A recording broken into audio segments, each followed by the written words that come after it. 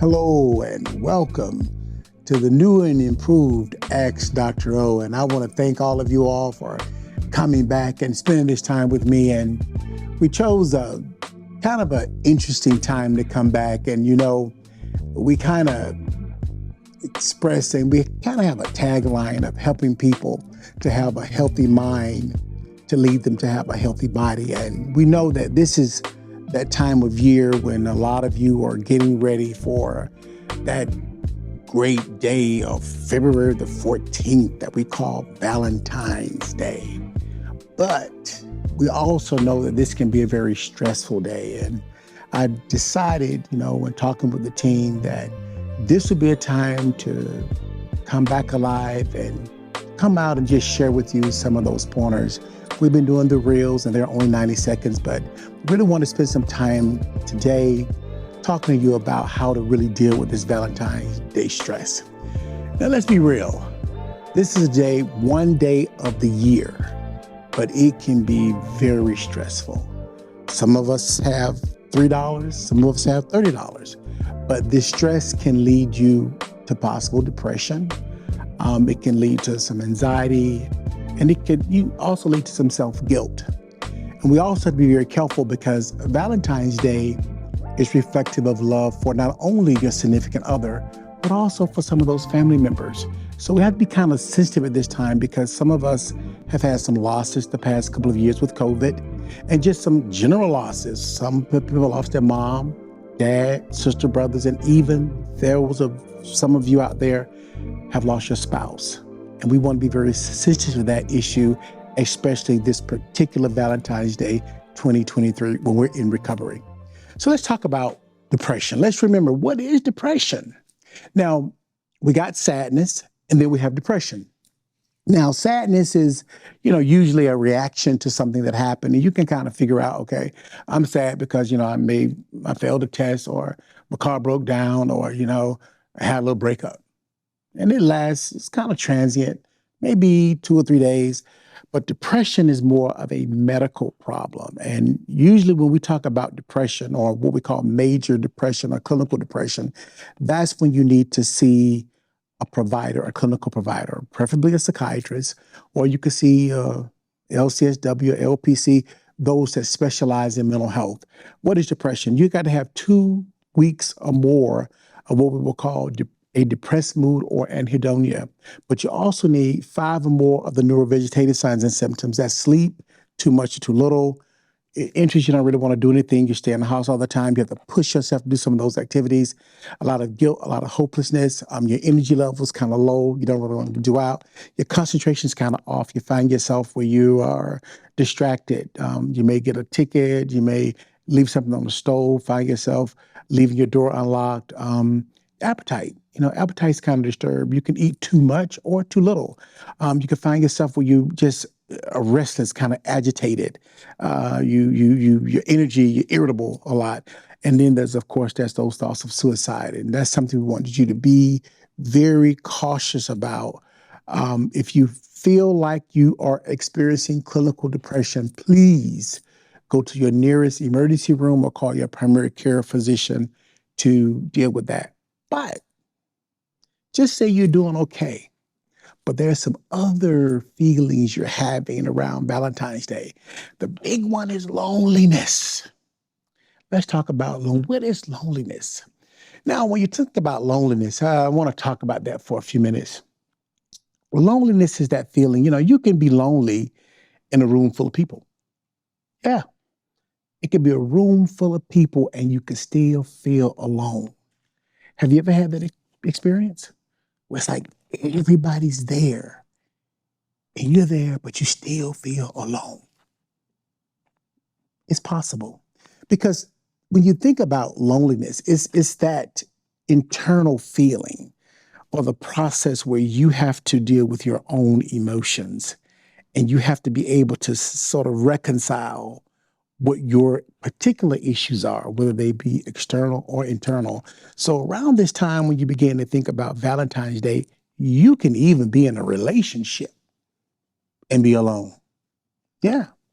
You could be in a 15-year marriage and be alone.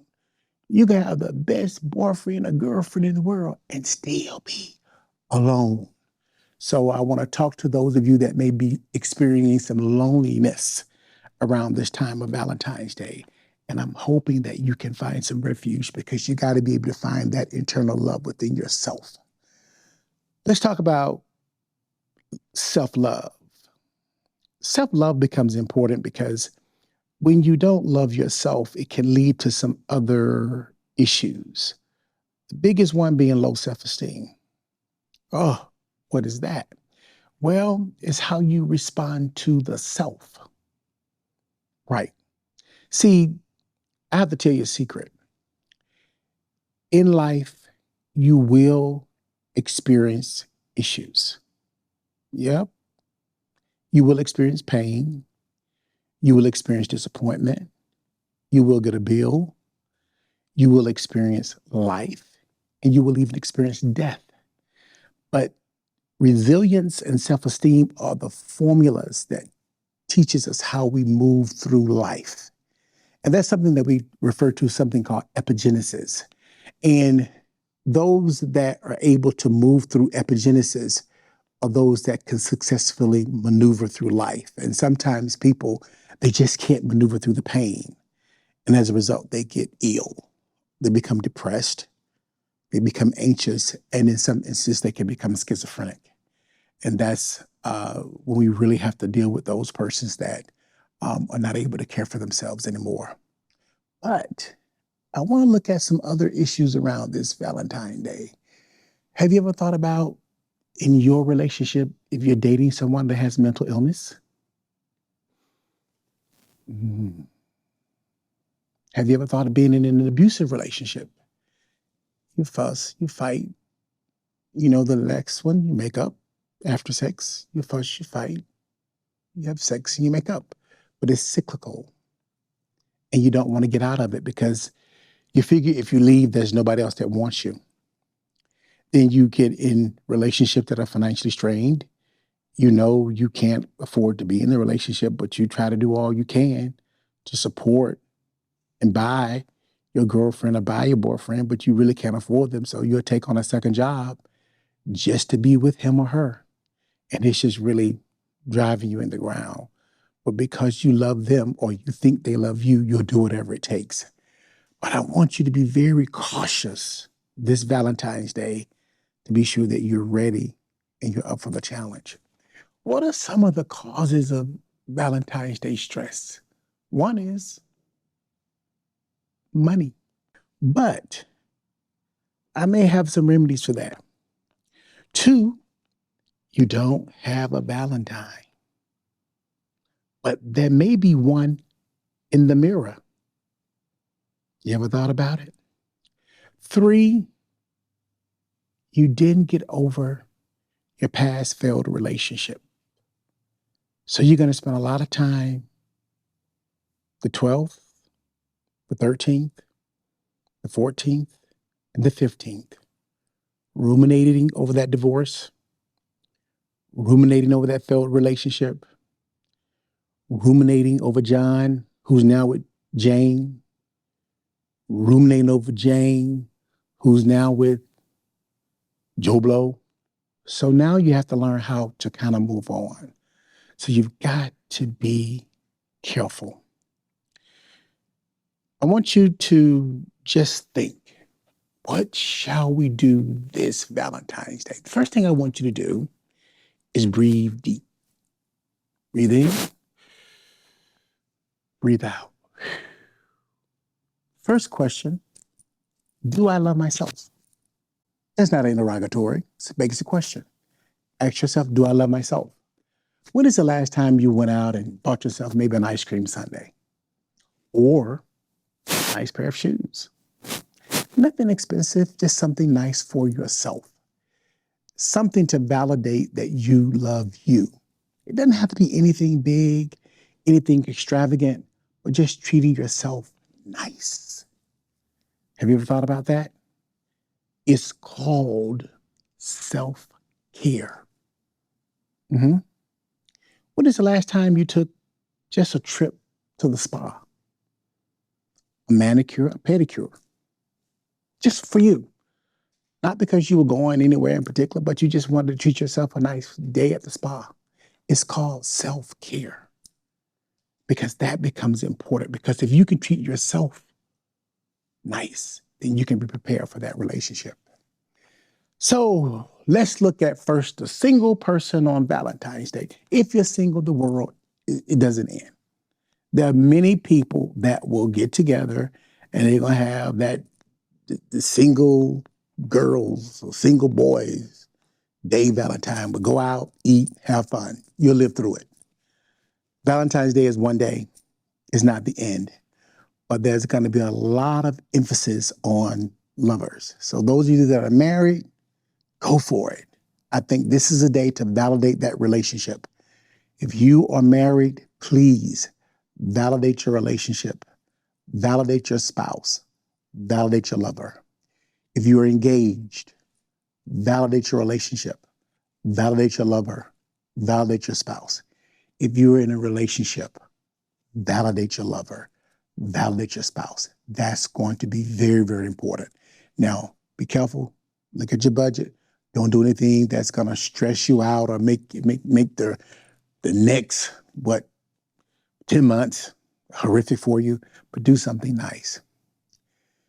Let's talk about dating. Now, February the 14th may not be a day to start dating because there may be a little too much pressure. But if you're already dating, don't make any commitments on that day because that may not be the day to make a great commitment. But if you want to get engaged, if you've been dating for, a little while and you want to pop the question, that's a nice day to do it.